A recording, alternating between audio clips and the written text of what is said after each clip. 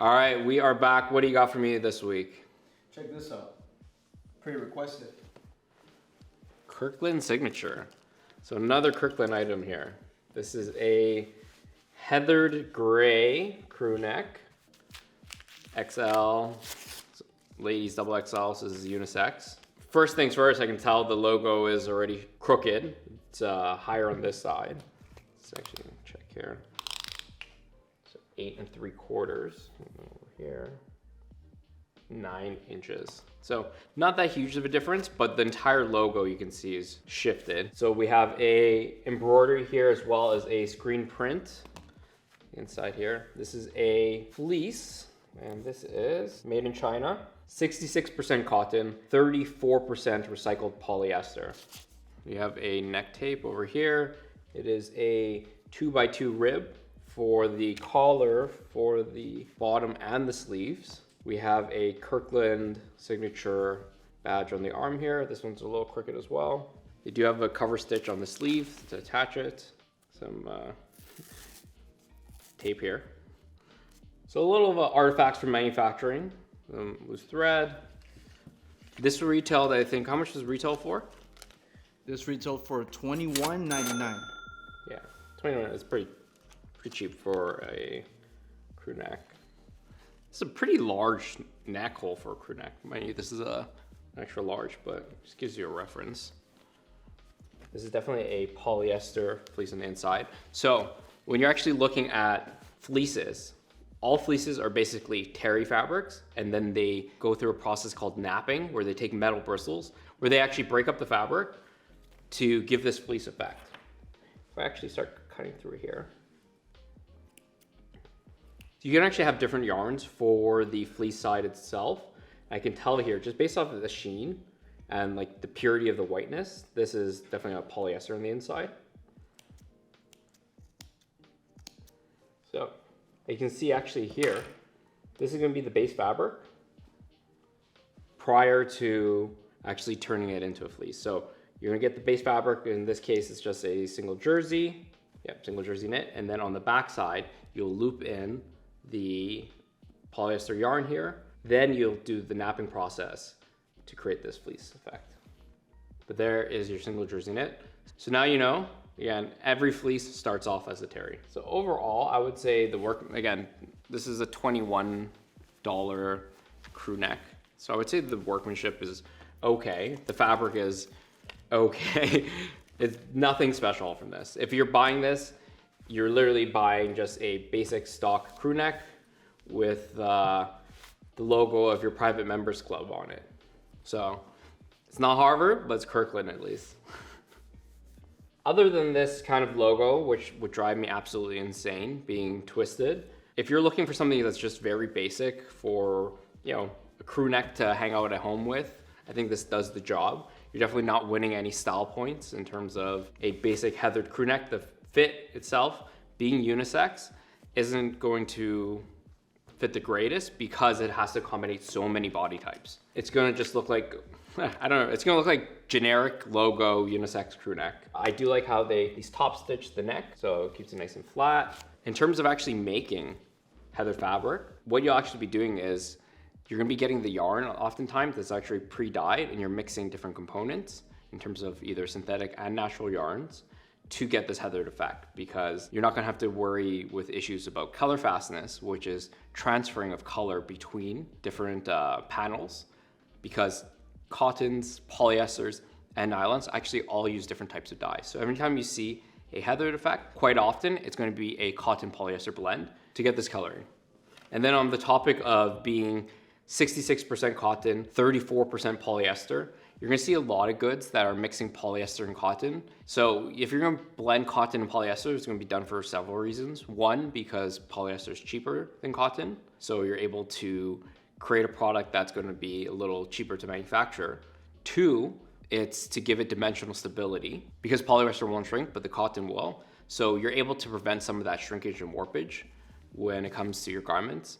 Three is to get a heathered effect. Four, which is probably the most important reason of doing a cotton polyester blend, is because you get to benefit from lower duties. So especially when importing into the US, The US is the third largest cotton producer in the world. At first it's India, followed by China, then the US.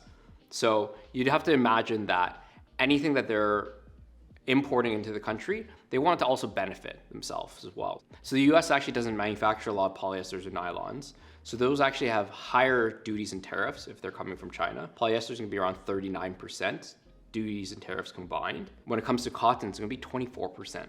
So you have to balance having enough polyester in there to bring down your manufacturing costs, but having enough cotton in there so that you can import it at a cheaper duty rate. In terms of even making cotton stuff in China right now, all the cotton has to be traceable in terms of its certificates and its origin, because the US has banned cotton from the Xinjiang region of China, which is the western region where the Uyghur population is. So if you're a brand that's manufacturing cotton goods in China, make sure everything's traceable, because you might run into issues at border control. But again, the US being the third largest cotton producer in the world, I'm sure that plays a big part in wanting to make sure more US cotton is being utilized. So the polyester in this case for this garment is actually recycled polyester. So to get that recycled polyester, oftentimes it's going to be coming from shredded plastic bottles. As a brand, you want to make sure that that's actually verified and tracked, because there are going to be some unscrupulous players, and this happened a lot when recycled polyester was really hot in the beginning,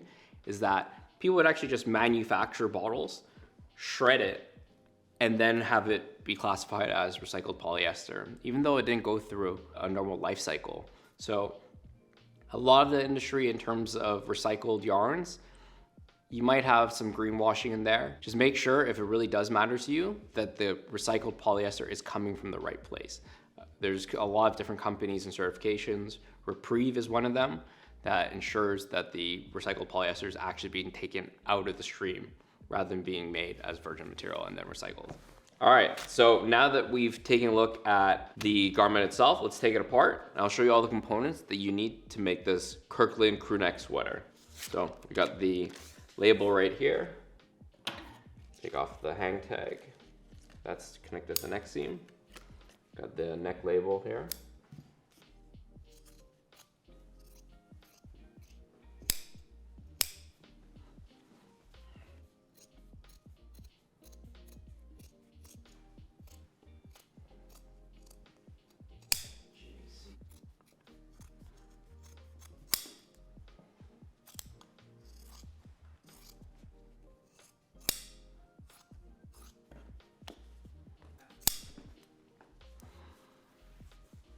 All right, so here's all the components that you need to make this Kirkland Crewneck sweater.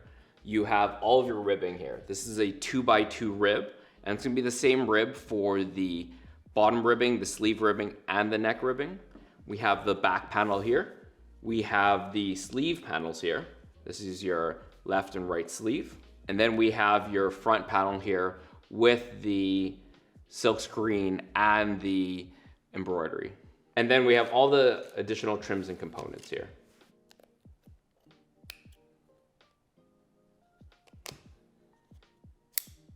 This is what's called a woven. And the way you actually get the different colors, you'll see in the back, they're stitched onto a substrate, and this is what's called a damask woven. You'll see the different layer lines here too. So when you're creating wovens for your brand, one thing to keep in mind is, if you're gonna have a woven like this where the threads are exposed, usually you wanna top stitch it all the way around, just so you don't have them exposed, and sometimes these can get snagged on things. Just one thing to keep in mind when you're using wovens for your brand. All right, so now that you know all the components that you need to make this Kirkland Crewneck sweater, let's see what the GSM is, and then I'll actually tell you what this probably costs to make and land in the US. So we're gonna use here what's called a GSM cutter. GSM stands for grams per square meter. And what this cutter does is it takes 1/100th of a square meter fabric to give us the weight of the fabric. This is one of our GSM scales. So it's 309, target weight is probably 310 GSM. This is why I would consider a mid-weight sweater. All right, so let's recap. This is a Kirkland Crewneck sweater. It is 66% cotton, 34% recycled polyester. This is made in China. This is retailing for $21.99, and it's 310 GSM. So knowing all those factors and at the scale Kirkland's probably pumping these out at, this is probably gonna cost between $8 and $10 to be made in China. Let's explore this even further.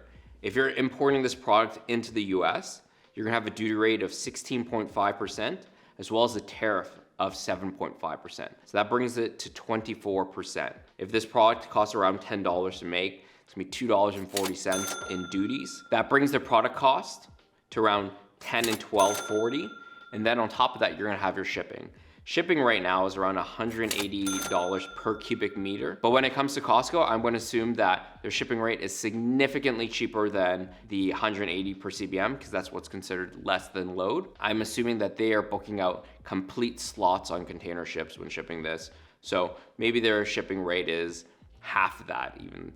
That would probably bring your unit cost at the store to around $13 on the high end, and maybe between 10 and 11 on the low end. Overall, if they're retailing this at $21.99, they're making a roughly 2x markup on this. So do I think it's worth it? You know, you're definitely not winning any style points by wearing a Kirkland heathered gray shirt, but you know what? Sometimes you might want to rock your shirt from your members only club. So my wife actually happens to be a executive card member at this club as well. Sometimes she takes me to the food court. So there you have it. Let us know what other brands you want us to break down and explore into, and let us know what other topics you want to learn about fashion, whether it be manufacturing, building brands, product development, or even just how to look out for things when you're shopping. So there you have it. This is what it costs.